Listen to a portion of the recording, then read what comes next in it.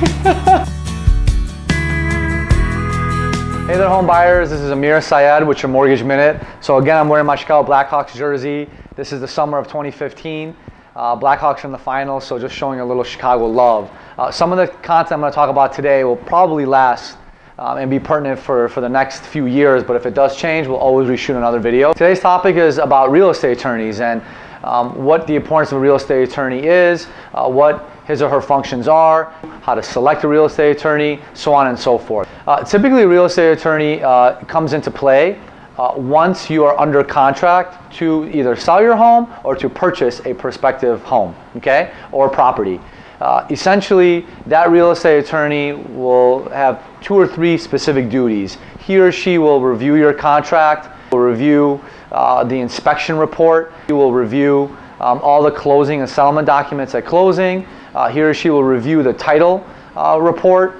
So what are some of those smaller details that are involved with, a few of those things I mentioned? Most importantly, once your contract comes through, they're going to make sure everything is accurately disclosed on the disclosures, on your contract, things like that.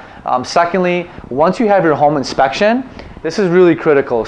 He or she will go through the entire inspection report with you and your real estate agent and enter the negotiation process to either request credits, changes, additions, so on and so forth, or areas that are really important that you want to make sure you clear up when the inspection report is completed. Either you're going to move forward, either you're going to renegotiate, or you're going to walk away from the property and you're going to earnest money back. So, critical part of what a real estate attorney does. Specifically speaking, in terms of the title, both attorneys, so in a transaction there's typically 2 attorneys, your attorney and the other side's attorney. They will request a title report, which I've talked about in an earlier video. They will review that title report, verify the owners of the current property, and make sure there's no liens, encumbrances, property taxes are up to date, certain things like that. At closing, that's really the time where you actually get to meet your real estate attorney. He or she shines at that time, which I like to always joke around with, because they're going to be going through over hundreds of documents with you. So they're going to be going through all the loan documents. They're going to be double checking my work. They're going to be double checking the settlement statement, all those things with the other attorney at the closing table. It's your time to really ask a lot of questions.